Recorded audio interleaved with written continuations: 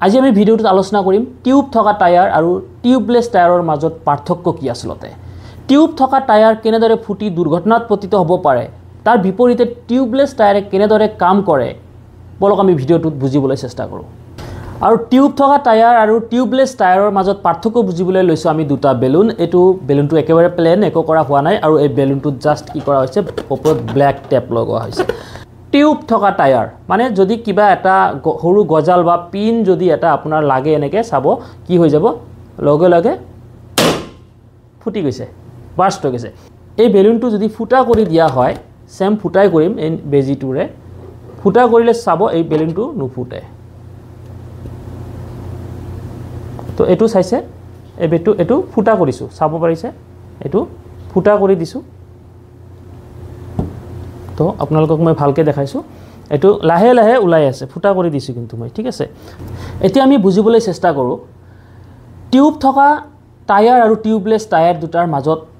পাৰ্থক্য কি কেনেদৰে কাম কৰিছে প্ৰথমতে চাওক টিউব থকা যেটো টায়াৰ আছে সেই টায়াৰটো এয়াৰ টাইট সিল নহয় অৰ্থাৎ টায়াৰটোত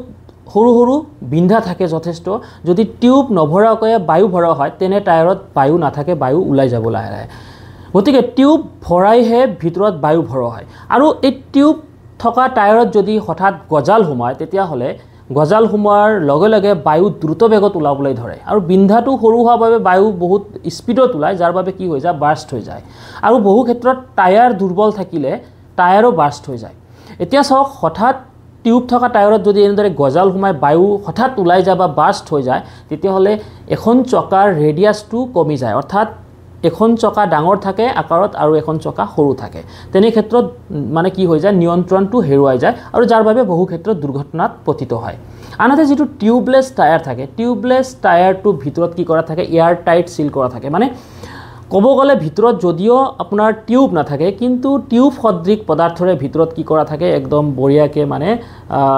ফিট কৰা থাকে সিল কৰা থাকে ভিতৰত মানে ধৰি লওক যে ইনবিল্ট টিউব থাকে এক্সট্ৰা টিউব নাথাকে কিন্তু ভিতৰ ভাগত টিউবৰ নিচিনাই মানে একদম বঢ়িয়াকে মসৃণ ভাবে ভিতৰত প্ৰলেপ দিয়া থাকে টিউবৰ মানে এয়াৰ টাইট সিল কৰা থাকে তাতে কোনো সৰু সৰু বিন্দা নাথাকে যেনেদৰে বেলুনটোৰ ওপৰত মানে আপোনাৰ যেতিয়া টেপ লগাই দিয়া হৈছে আৰু ফুটা কৰি দিয়া হৈছে তেতিয়া বায়ু কিন্তু আমি দেখিবলৈ পাইছো লগে লগে উলাই যোৱা নাই বা বাৰ্ষ্ট হোৱা নাই বায়ু লাহে লাহে উলাইছে গতিকে টিউবলেছ টায়াৰ এটাৰ ভিতৰত যদি মানে টায়াৰত যদি গজাল সোমায় তেতিয়া হলে বায়ু লাহে লাহে সোমায় আৰু বাৰ্ষ্ট নহয় গাড়ীখন মানে গজাল সোমোৱাৰ পিছতো পাংচাৰ হোৱাৰ পিছতো আমি বহুত দূৰলৈকে চলাই যাব পাৰি আৰু টিউবলেছ টায়াৰত এনেদৰে মানে পাংচাৰ হলেও কিন্তু বাৰ্ষ্ট নহয় দুৰ্ঘটনা হোৱাৰ চান্সটো নাথাকে গতিকে বহুতখিনি সেফ হয় টিউব থকা টায়াৰতকৈ টিউবলেছ টায়াৰ যথেষ্টখিনি সেফ হয় আৰু এনেদৰেই টিউবলেছ টায়াৰে কাম কৰে আশা কৰো ভিডিওটোৰ জৰিয়তে বুজিবলৈ সক্ষম হৈছে অলপ হলেও লগ পাম পৰৱৰ্তী ভিডিওত ধন্যবাদ জয় অসম